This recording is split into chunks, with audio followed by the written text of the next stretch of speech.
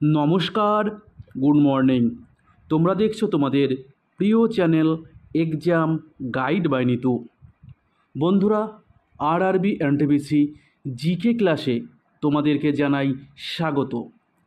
তোমরা যারা এবছর রেলের পরীক্ষা দেবে তোমাদের জন্যই আমি নিয়ে এসেছি 2021 সালে এনটিপিসি পরীক্ষায় এসে যাওয়া সাধারণ জ্ঞানের প্রশ্নপত্র নিয়ে এই বিশেষ ক্লাস।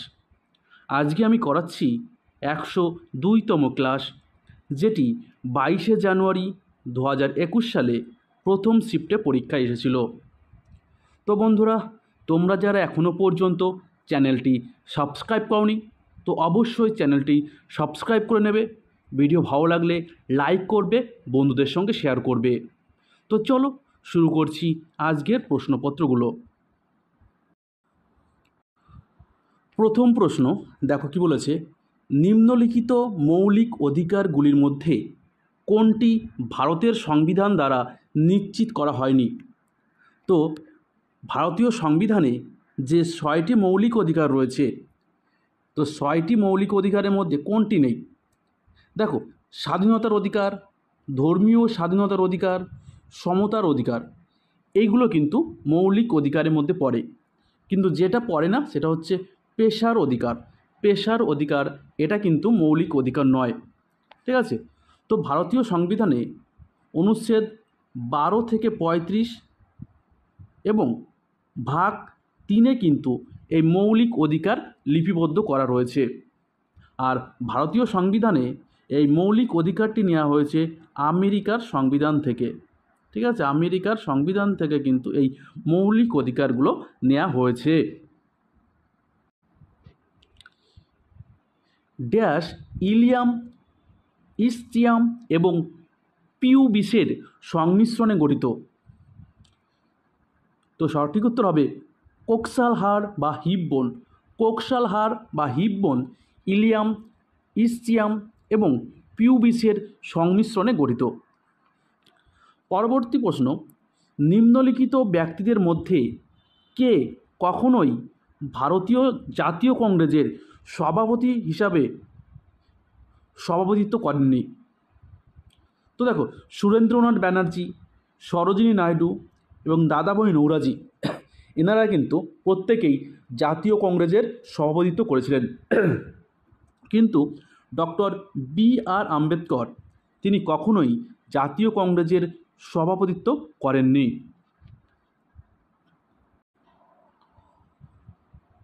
কোন দেশ থেকে ভারতীয় সংবিধানে পঞ্চবার্ষিকী পরিকল্পনার বৈশিষ্ট্য এসেছে? তো ভারতীয় সংবিধানের যে পঞ্চবার্ষিকী পরিকল্পনা ছিল, তো সেটা এসছে রাশিয়ার সংবিধান থেকে। তো বর্তমানে এই পঞ্চবার্ষিকী পরিকল্পনা নেই। এই পঞ্চবার্ষিকী পরিকল্পনার পরিবর্তে কি হয়েছে? নীতি আয়োগ, ঠিক আছে? নীতি আয়োগ হয়েছে। আর প্রথম পঞ্চবার্ষিকী পরিকল্পনা শুরু হয়েছিল 1951 সালে।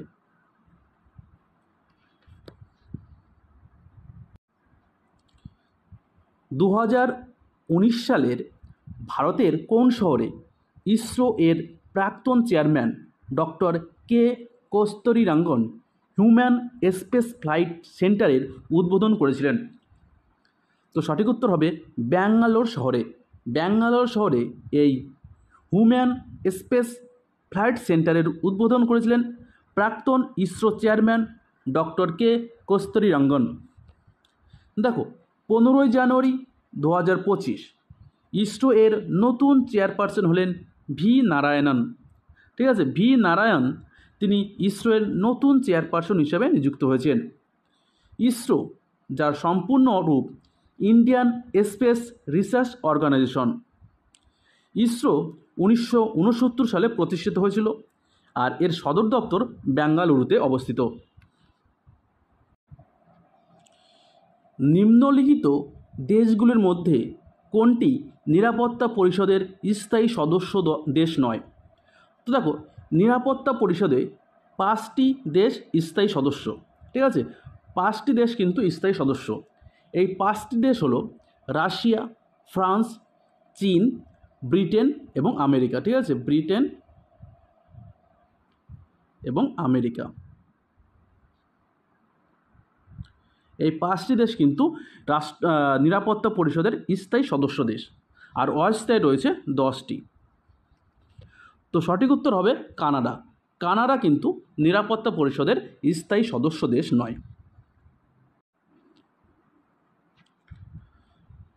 নিচের কোন রাজ্যে লোকসভার একাধিক আসন রয়েছে, অর্থাৎ একটির বেশি আসন রয়েছে?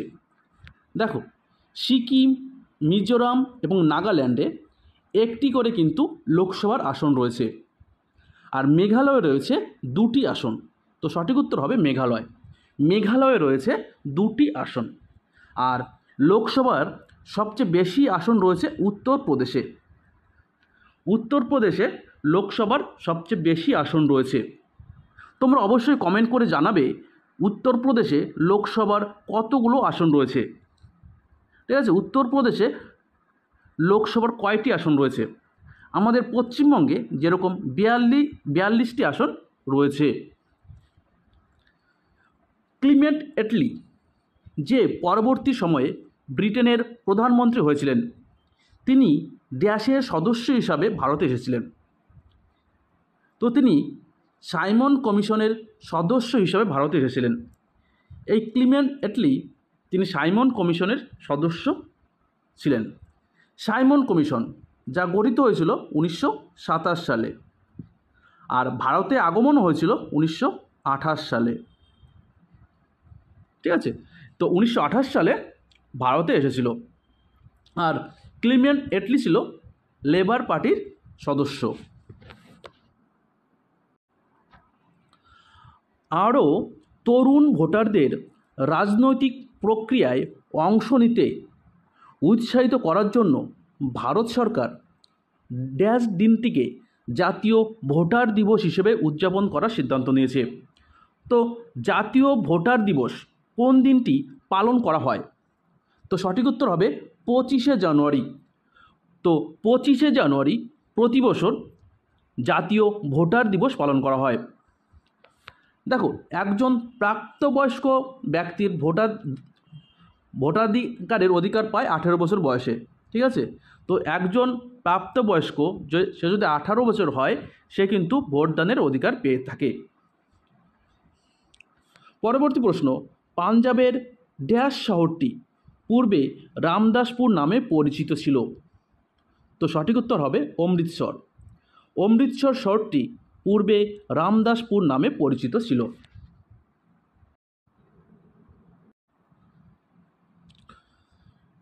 পরবর্তী প্রশ্ন, মিশন ইন্দ্রধনুষ নিচের কোন সরকারি প্রকল্পের সাথে সম্পর্কিত? তো মিশন ইন্দ্রধনুষ এটা শিশুদের টিকাকরণের ব্যবস্থা। ঠিক আছে, গর্ভবতী মহিলা এবং শিশুদের টিকাকরণের ব্যবস্থা, এটা হচ্ছে মিশন ইন্দ্রধনুষের প্রকল্পের লক্ষ্য। 1982 সালে নিচের কোনটিকে সামুদ্রিক সংরক্ষণের জন্য ভারত সরকার সামুদ্রিক জাতীয় উদ্যান হিসেবে ঘোষণা করেছে?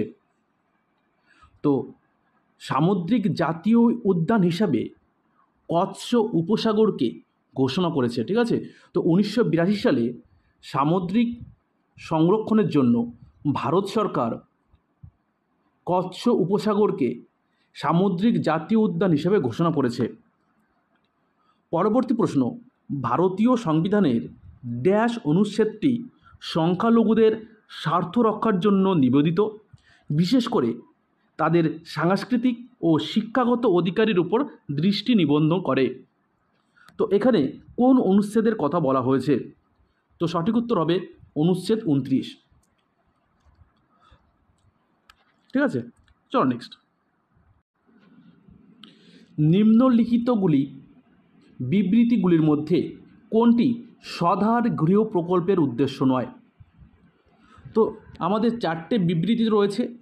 এই 4টি বিবৃতির মধ্যে বের করতে হবে কোন বিবৃতিটি স্বধার গৃহ প্রকল্পের উদ্দেশ্যে নয়। দেখো, মহিলাদের নতুন করে শুরু করতে সক্ষম করার জন্য সহায়তা প্রদান, এটা আছে। মহিলাদের আইনি সহায়তা প্রদান, এটাও ঠিক আছে। দুর্দশাগ্রস্ত মহিলাদের আশ্রয়, খাদ্য ও বস্ত্র, এটা রয়েছে। কিন্তু যেটা উদ্দেশ্য নয় সেটা হচ্ছে সামাজিকভাবে অনগ্রসর মহিলাদের সরকারি চাকরি প্রদান। এটা কিন্তু এই স্বধার গৃহ প্রকল্পের উদ্দেশ্য নয়। পরবর্তী প্রশ্ন, ড্যাশ ইন্টারনেটে ছড়িয়ে পড়া অপ্রয়োজনীয় বাণিজ্যিক ইমেলগুলির জন্য ব্যবহৃত শব্দ। তো অপ্রয়োজনীয় বাণিজ্যিক ইমেল বা অপ্রয়োজনীয় যে কলগুলো হয় ফোনে, একে কি বলা হয়? একে বলা হয় স্প্যাম। ঠিক আছে, স্প্যাম বলা হয়। কোন মহান স্বাধীনতা সংগ্রামী দেশবন্ধু নামে পরিচিত? তো দেশবন্ধু নামে পরিচিত দেশবন্ধু চিত্তরঞ্জন দাস। চিত্তরঞ্জন দাস দেশবন্ধু নামে পরিচিত। ঠিক আছে, এই চিত্তরঞ্জন দাস স্বরাজ পার্টি প্রতিষ্ঠা করেছিলেন। স্বরাজ দল প্রতিষ্ঠা করেছিলেন কে? এই চিত্তরঞ্জন দাস। নিচের কোনটি উদ্ভিদ হরমোন? তো অক্সিন একটি উদ্ভিদ হরমোনের উদাহরণ। তো সঠিক উত্তর হবে অক্সিন। ড্যাশ কাশ্মীরের জাফরান শহর হিসেবে পরিচিত।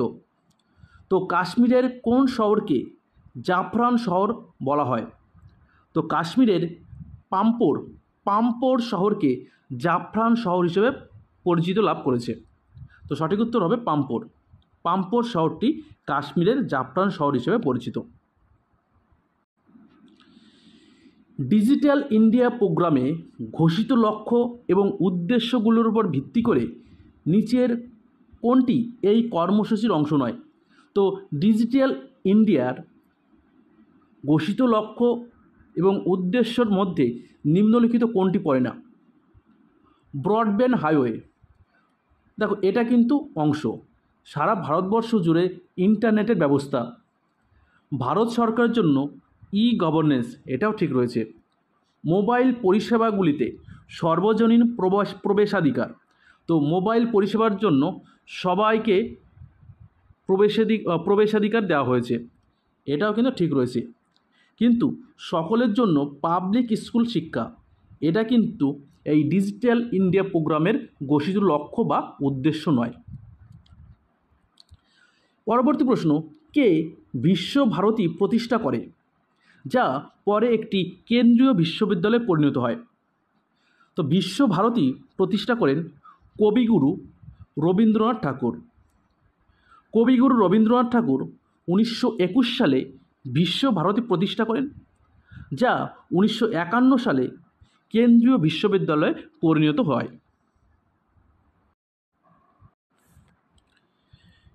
পৃথিবীর পরিবেশ উদযাপন এবং দূষণ সম্পর্কে জনসচেতনতা বৃদ্ধির জন্য নিম্নলিখিত কোন দিনকে প্রতি বছর পৃথিবী দিবস হিসেবে বিশ্বব্যাপী পালন করা হয়?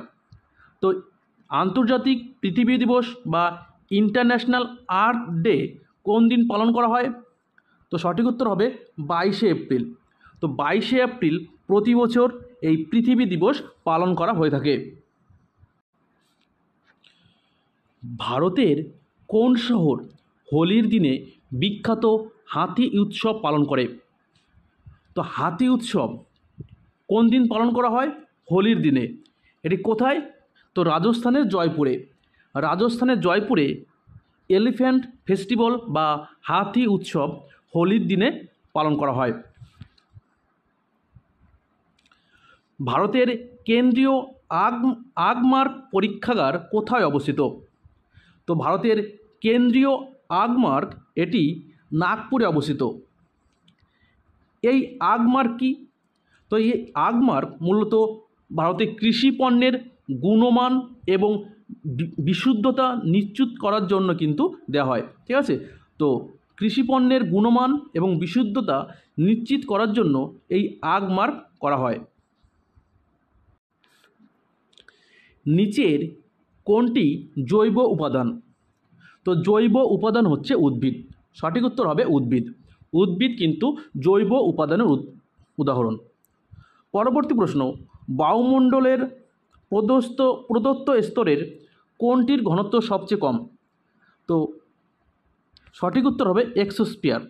এক্সোস্ফিয়ার ঘনত্ব সবচেয়ে কম।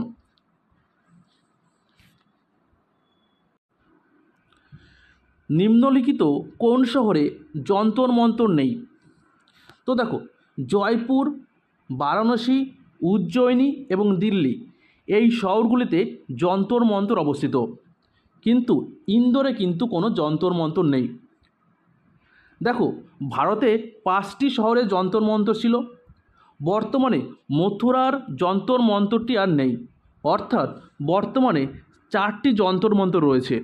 তো এই 4টি যন্তর মন্তর হলো দিল্লি, জয়পুর, বারাণসী এবং উজ্জয়িনী।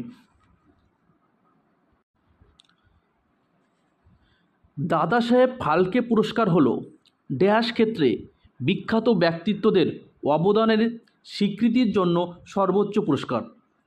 তো দাদা সাহেব ফালকে পুরস্কার কোন ক্ষেত্রের ব্যক্তিদের দেওয়া হয়? তো সঠিক উত্তর হবে সিনেমার জগতের সঙ্গে যুক্ত ব্যক্তিদের এই দাদা সাহেব ফালকে পুরস্কার দেওয়া হয়। দেখো, ভারত সরকার কর্তৃক 1969 সাল থেকে এই দাদা সাহেব ফালকে পুরস্কার দেওয়া হয় এবং প্রথম পুরস্কারটি পান অভিনেত্রী দেবিকা রানী। তো প্রথম দাদা সাহেব ফালকে পুরস্কার বিজয়ী হলেন অভিনেত্রী দেবিকা রানী। পরবর্তী প্রশ্ন, পাট্টিসীমা লিফট সেচ প্রকল্পটি নিম্নলিখিত কোন নদীর সঙ্গে সম্পর্কিত? তো পাট্টিসীমা লিফট সেচ প্রকল্পটি গোদাবরী এবং কৃষ্ণা এই দুই নদীর সঙ্গে সম্পর্কিত।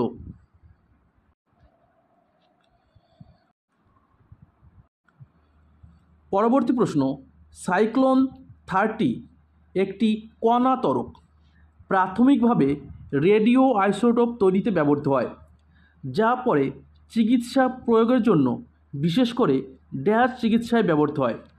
তো সাইক্লোন 30 এটি ক্যান্সার চিকিৎসায় ব্যবহার করা হয়। ঠিক আছে, তো ক্যান্সার চিকিৎসার জন্য সাইক্লোন 30 ব্যবহার করা হয়। ড্যাশ উপাদানগুলির উপর ভিত্তি করে তৈরি আধুনিক পর্যায় সারণী। তো আধুনিক পর্যায় সারণী কিসের ভিত্তিতে তৈরি? তো সঠিক উত্তর হবে পারমাণবিক সংখ্যা। পারমাণবিক সংখ্যার উপর ভিত্তি করে আধুনিক পর্যায় সারণী তৈরি হয়েছে। দেখো, আধুনিক পর্যায় সারণীতে মোট 118টি মৌল রয়েছে, যার মধ্যে 94টি প্রাকৃতিক এবং 24টি পরীক্ষাগারে অর্থাৎ কৃত্রিমভাবে তৈরি। আর আধুনিক পর্যায় সারণীতে 7টি পর্যায় এবং 18টি শ্রেণী রয়েছে। Indira Gandhi institute of development research কোথায় অবস্থিত? Indira Gandhi institute of development research এটি মুম্বাইতে অবস্থিত। তো সঠিক উত্তর হবে মুম্বাই। কোন সম্প্রদায় পরবর্তী প্রশ্ন, কোন সম্প্রদায়ের আদি গ্রন্থ তাদের পবিত্র গ্রন্থ? তো আদি গ্রন্থ কোন সম্প্রদায়ের একটি পবিত্র গ্রন্থ? তো সঠিক উত্তর হবে শিখ সম্প্রদায়ের। শিখ সম্প্রদায়ের একটি পবিত্র গ্রন্থের নাম এই আদি গ্রন্থ, আর এটি সংকলন করেছিলেন গুরু অর্জুন দেব। গুরু অর্জুন দেব শিখদের পঞ্চম শিখ গুরু ছিলেন। পরবর্তী প্রশ্ন, নিচের কোনটি প্রাকৃতিক সম্পদের উপযুক্ত সংজ্ঞা হিসাবে বিবেচিত হতে পারে? তো প্রাকৃতিক সম্পদের উপযুক্ত সংজ্ঞা হিসাবে কোনটি হতে পারে? তো দেখো, অপশন সি কি বলেছে, একটি প্রাকৃতিক সম্পদ প্রকৃতির একটি উপহার যা মানব জাতির জন্য দরকারি। এটা কিন্তু হয়ে যাবে তোমাদের সঠিক উত্তর। প্রথম বিশ্বযুদ্ধের সময় অবিভক্ত ভারতীয় সেনাবাহিনীর সৈন্যদের যুদ্ধের স্মারক হিসাবে কোন কাঠামোটি নির্মিত হয়েছিল? তো প্রথম বিশ্বযুদ্ধের সময় যে ভারতীয় সৈন্যরা মারা গিয়েছিল, তো সেই সৈন্যদের স্মরণ রাখার জন্য একটি স্মারক নির্মাণ করেছিলেন। এই স্মারকটি হচ্ছে ইন্ডিয়া গেট। তো ঠিক আছে, তো ইন্ডিয়া গেট তৈরি করা হয়েছিল প্রথম বিশ্বযুদ্ধের সময় যে সমস্ত ভারতীয় সৈন্য মারা গিয়েছিল তাদের স্মরণে। ঘরের তাপমাত্রায় যে মৌলটি গন্ধযুক্ত সবুজাভ হলুদ রঙের হয় তা হলো ক্লোরিন। সঠিক উত্তর হবে ক্লোরিন।